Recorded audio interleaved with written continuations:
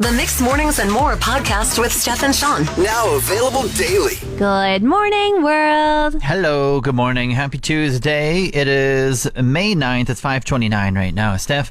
And just another wildfire update for all the homies who are not going to be able to hear the 6 a.m. news. Tell us all about it, Sean. Unchanged. Pretty much unchanged. We got rain last night. Yes. And seems like a lot of it. Pretty wet pavement out there. Pretty great. I will say, pretty great. And the best part about it, no lightning or anything came with it. I was checking Alberta Wildfire this morning, just like the map that they have where it shows all the active fires in the region. No new ones sparked up or anything. Nothing touched down.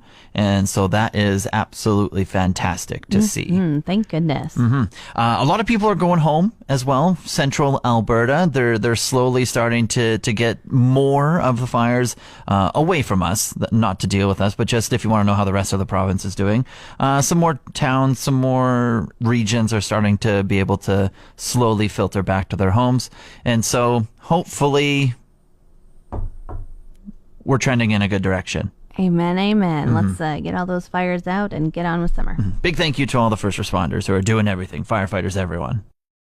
Kind of seems like one day I was looking out the window and I was looking at, winter sleeping trees with no leaves on it. And then the next minute it's all green, all beautiful, just really showing up for that springtime. It was really a rapid change this year. I do agree. Yeah, for sure. And just kind of, all of a sudden you look and notice green in one spot and then you're like, everywhere else too. Oh my goodness, it's so beautiful. And that's what happened to me in my backyard on Sunday. I was stoked. I noticed that the grass was extra green and I was like, man, that's nice. I noticed my birch tree was budding. I looked over at this larch that was just so beautiful. And then this 3-year strong apple tree.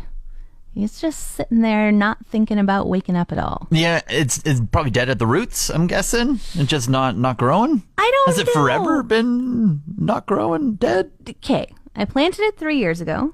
Oh, geez, user error. Wow. I thought maybe it was left behind and the previous person didn't plant it right.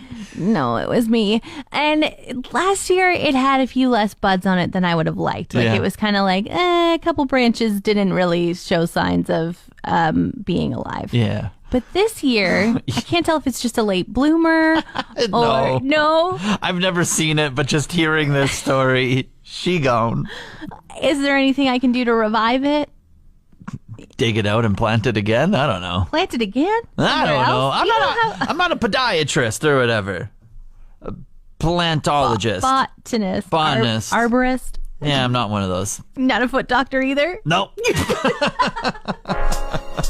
So not only is the NHL rigged, but Sportsnet absolutely trolled me last night. These are big claims. What's going on? So NHL Draft Lottery is last night. My Red Hot Ducks, they have a 25% chance at getting the first overall pick. But Anaheim's not a major market, okay? It's an afterthought when it comes to hockey. They don't sell out arenas. People have the beach to care about. They have their basketball teams to care about. They have their NFL teams to care about over on that West Coast over there, okay? Okay. Meanwhile, Chicago, they're a hockey market. They're an original six team, okay? The NHL wants Chicago to be good at hockey. Okay. There's a lot of money to be made in Chicago. They stink. They absolutely suck, okay? Okay. So this is the premise going in, okay? Okay. And Columbus. Columbus sucks too. Well, we're introducing another team now. What's going on? Yeah, there's 3 teams that could really potentially win the pick. Sure, there was 10 or so, but really it was down to 3. So first of all, Sportsnet fires up their draft lottery show, right? NHL playoffs, draft lottery. Connor Bedard is the first thing you see. Yeah. The second thing you see, me. No way. Me. They showed me in my sign when I was down in Edmonton, saying how much I wanted Bedard. Yeah, you had the Anaheim Ducks get up. You had this giant Bristol board sign that said down bad for Bedard. And every time the Oilers scored on the Ducks, you got up with the Oilers and cheered because you were hoping that Connor Bedard would get onto that team. So I was literally the intro for the draft lottery. I was like, that's a good omen. I mean, come on. It's got to happen. And so they trolled me right off the bat. Little did I know. But then the draft lottery happens. Anaheim loses. Chicago wins. They get the first overall pick. They even messed it up during the broadcast. They were so surprised? No, so they counted down from 16 all the way to 4. And then they went to commercial. But as they were going to commercial, they were... if no one won the lottery, it would have went Anaheim 1, Columbus Blue Jackets 2, and then Chicago Blackhawks 3. Okay? So Anaheim, Columbus, Chicago. When they went to commercial, the 3 hadn't been figured out yet. When they went to commercial, when 4 was just revealed, they were like, oh, and it looks like we had our first major switch up as Chicago has jumped up and Columbus has dropped down. And that hadn't been revealed yet. Oh. So, I mean, it's rigged. We all knew that beforehand. Like, we all knew it beforehand. But now, like, I got to experience, like, it firsthand, and it hurts a lot. Wow. Do you not think they were just prepared? Like, maybe they were making it seem like they were pulling names out of a hat, but they had already actually pulled out all the names beforehand just so that they do it behind the scenes, and then they do it all behind the scenes as a secret, and then they just kind of go out and say, deal with it. Oh, well, Sean, I know yesterday you said you weren't thinking of coming to work today if the Ducks didn't get the first draft pick. I'm glad you're here because it sounds like they're nowhere near the first draft pick. They're number 2. Oh. So they picked 2. And all I got to say is Bedard stinks. He's never been a good player. And Adam Fantilli is the best player, okay? And that's all I'm going to say. That's all I'm going to say. I don't want to say I'm old, but I feel like yesterday I just had more proof that I might be getting there. Yeah. What happened? You bend over a little bit. You reach for the top cupboard. No, I jumped out of the way of a spider. Okay. And I threw my back out. Oh. Interesting. Okay, I'm going to set the scene because I didn't have that much room to jump out of the way. So I was in my shed. I was digging through a bunch of Rubbermaids looking for my summer clothes. Yes. And I was really kind of twisted around bikes and reaching for another Rubbermaid that I probably should have moved the bikes to get to. Mm-hmm. And then suddenly I was looking square in the face at a spider. But because I was twisted in such a way, there really wasn't very far for me to go. So I think my whole body tensed before I did the jumping. Okay, so this doesn't sound too bad.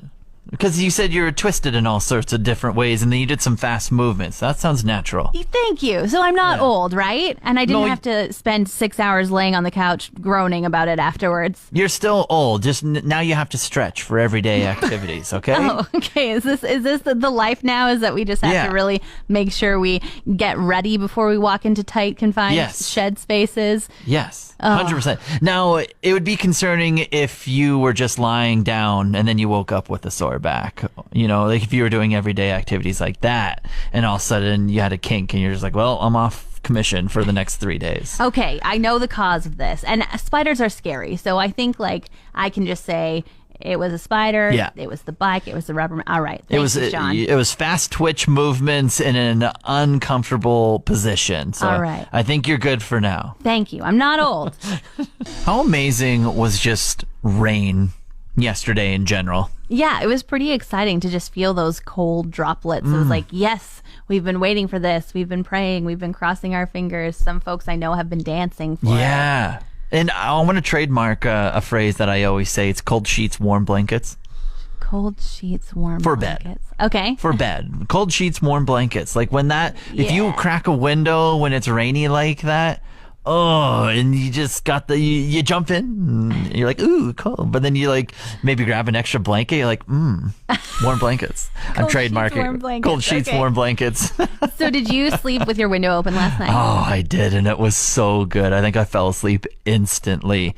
And I did grab an extra blanket to like kind of put over top of me. And man, just the sound of the raindrops outside, the cold sheets, warm blankets happening, everything wrapped up in one. I was like, yeah, I'm feeling good this morning. Yeah, and just the knowledge that we need the rain so much. So to just like go to sleep smiling like, the rain is falling. It has arrived. Felt really good too. Yeah, I think across the whole province as well. It's just something that was needed. I don't think really lightning or thunder really happened at all yesterday either. So hopefully there's a tiny chance it could possibly happen today. Hopefully it doesn't, and we just continue on with the rain and we just kind of see this through. Yeah. I discovered an old 90s TV show. Love it. It's called The Practice. Never heard of it. It's like a lawyer show. It starts in 97, goes all the way till 2004. So The OG Suits. Yeah, it had quite a run. A little bit of like Law and Order, but mostly lawyer kind of thing. Okay. And it's on Disney Plus, so anybody can watch it. But it is like so 90s, so interesting. They don't have any cell phones, of course. They always have to go back to the office and call somebody and really actually make plans to meet someone and show up and things like that. Okay. All the craziness of those. But the other thing about it is, and This Is Us. Do you remember that TV show? Kind of just ended last year. Had Never 6 watched, but know seasons. about it for sure. All right. Crying all the time, emotional. Yes, so emotional. And one of the things that the creators of that show did was they said they were going to make the music one of the characters. Oh. And so throughout the show, there was this reoccurring kind of riff, this soft moment that really like got you in the mood of like, oh, it's time to cry now. But you didn't consciously realize it. It was just all of a sudden those emotions would pop up as this character of music showed up to usher you in. Now, The Practice seems to have maybe tried to author this idea, but the music that they have going is so loud and so obvious that you're just like, oh, this is the point where you want me to feel this heavy hitting moment in the court case. And it also is the moment where you're like, oh, there's 3 minutes left of the episode. Is it just like heavy metal guitars? You're like, whoa. No, it's like strong strings and just like, like, I don't know. It's so loud and it just takes you right out. You're like, oh my goodness, yes, you tell him, lawyer Bobby, whatever. And then It's like the judge is like, and the verdict will be. Exactly. You're like, I was enjoying the show. I was in the moment. You had me wrapped with my attention, and then you played that same little riff, and I'm out of it. I'm done. I'm 2 seasons in, and I'm annoyed every single time. Yeah, over it. You've just been putting spiders into the air with your conversation over the past like month, I want to say. You're spraying this, you're swatting that, you're getting scared by this spider here or there. Yeah, spiders have been definitely taking over my life, my house, my shed. Oh my gosh, I'm over it. Well, now you transferred it over to my place because I got my first spider of the year yesterday. So thank you. You're welcome. I hope they all went to live with you. I was sitting at my desk. I was enjoying some food, and I looked over at my bed, and there, crawling across my blanket on the top, was a spider as big as like a nickel. I want to say. Oh my goodness! Wasn't a tiny guy. Of all the places. Yeah. So I told him, I was like, "Hey, you sit right there. Sit. I'm gonna go grab a Kleenex and get rid of you." Do you still have a bed? Because I think I would have lit my bed on fire. Yeah, no, I'm fine. Like, I'm fine as long as I'm sleeping while they're crawling on me. I'm all good. Now, are you a mouth open sleeper, or do you sleep with your mouth shut? I don't know. I'm asleep at the time. Okay. Well, I'm just going to advise you that they say that we do eat quite a few spiders a year, which is why I've trained myself to sleep with my mouth shut. Yeah. You, on the So other you hand, think. if that guy had any friends, probably found a warm, dark, moist place to live. Yeah. And you probably ate him. That's fine. See, I'm fine with it as long as I don't know. Really? It's like the whole hot dog thing. As long as you don't know what the hot dog's made of, I'm okay to eat it. As long as you don't know As how long many as I don't- spiders are sharing a bed with you. That's and right. Crawling down your throat at night. Exactly. No problem. If I'm sleeping and they're doing what they're doing, having a party in my mouth, don't care. Paying for apps. It's not exactly an enjoyable thing, but we all do it, I think. Mm-hmm. Do you pay for apps? A little bit. Like, I have subscriptions, and so like Netflix. Sometimes maybe watch it on my phone, so I pay for that. I pay for like an online news subscription, which I also have an app for. Okay. And I pay for Spotify. Okay. And so I use Spotify is probably the most legit app, I guess you could say. That's like I solely use on my phone pretty Yeah. much. But I think that's about it. Those 3 kind of. What about you? Yeah, same. I was kind of looking at my phone and thinking like, oh, I must pay for a bunch of these. And then I realized I only pay for my meal planning app, which is very useful. And I will like sing until the cows come home about it. But it's called Meal Lime. Yeah. And it's kind of like HelloFresh in the sense that it gives you like here's a meal plan for you. You add in what you want to eat for the week, but then it makes your grocery list. So you go and buy the things that you want to have to eat and stop at the supermarket for that. And then the recipes are there. You can add stuff to your grocery list. It's a life changer. Yeah, it sounds like it simplifies and makes life easier in the grocery store for you. Yeah, and it is $8 a month, so it's kind of an expensive, I feel like, app subscription, but it's completely worth it. Like, I've been paying $8 a month for it for 3 years, and I will continue. You could, a solution is just shop like a bachelor. Like Sean, myself. I cannot eat a piece of Spend toast. that $8 on something else that's on sale. Yeah, you and your toast and egg every day for lunch with a little bit of salsa on top. That sounds like way too boring, and I would get so tired of eating the same thing every day. So no bachelor shopping for me. I'm sorry. We have Executive Director Diana D'Souza in with us from the Fort McMurray Chamber of Commerce. Good morning. Good morning, Steph and Sean. How are you guys doing? We're doing great. Thank you so much for taking the time out of your day to show up here. The trade show just wrapped up. Success? Absolute success. We actually had a full slate of vendors, a sold-out show from a vendor perspective. We had, I think, 8,000 or 9,000 visitors. Ooh. Wow. Through the trade show. So it was an awesome weekend. Mm-hmm. We would have preferred the rain over the weekend to get even more people in. Yeah.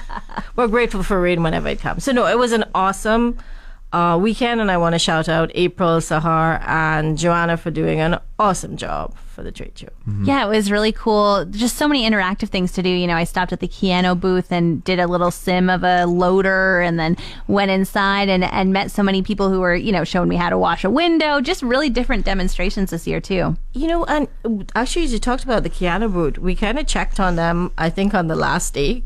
You know, they were outside, so we forgot them. And they said they actually had like 300 people in a day trying out the simulator. Yeah. No, you know, one of the most popular pieces of the trade show is the artisan and all of the artisan wines and the distilleries. Yeah. Yeah. Remember shopping on that. Yeah, for sure. Yeah. And then the Chamber of Commerce Business Awards, always such a fun show. They're coming up in the fall, but we got to know who's going to be up for awards, right? There you go. So that's the big one that's happening for us. And well, our big signature event is the Business Award that happens at the end of Small Business Week in October. But I've always said it's a year-long labor of love. So we start early because, of course, we need the nominations. We need to go through the vetting process. And we're currently in that process where nominations are open. So the call for nominations are out. We have almost 40 nominations in already. But we, of course, want to get as many businesses recognized and nominated so that we can celebrate them. Mm-hmm. On a side note, we are affiliated with the Alberta Chamber of Commerce, and they do an Alberta Business Business Award, Business of Distinction Award. Last year, Birch Mountain was actually the top winner. Cool. For that. What we did this year is all of our finalists and winners, we actually nominated them for that. And we actually have 4 businesses that are shortlisted for that award as well. Wow. That's amazing. Yeah. Going back to the Fort McMurray Chamber of Commerce Business Awards, the nominations are open now and they're closing June 15th. And what kind of categories can people nominate in? Okay, people can nominate in categories from adaptation. So, you know, under extreme conditions or pressure, how you've adapted your business or how you've adapted it to the market. Youth entrepreneur, emerging entrepreneur. We have Indigenous business category. We also have a franchise category. If we recognize those businesses that are franchises, but their owners are here, they've invested their part, they give back to the community. What's the easiest way someone can nominate a business? You just head on to our website and head to website, Fort McMurray Chamber of Commerce /awards, and everything is there. You just take a click and it's super easy to nominate. So if there's a business that has treated you really well, that you really are happy with, you can nominate that business, and please do. It's wonderful to recognize businesses. Other part is you can self-nominate. Wonderful. Diana, thank you so much for joining us this morning. Did you have anything else you'd like to add? No, it's my pleasure. Always a pleasure to be here with you. Happy to see the rain. I know that's not normal, but... Agreed. We are happy as well. Our guest this morning, Executive Director Diana D'Souza with the Fort McMurray Chamber of Commerce. Want more of today's show? Download the Mixed Mornings and More podcast. Now available every weekday.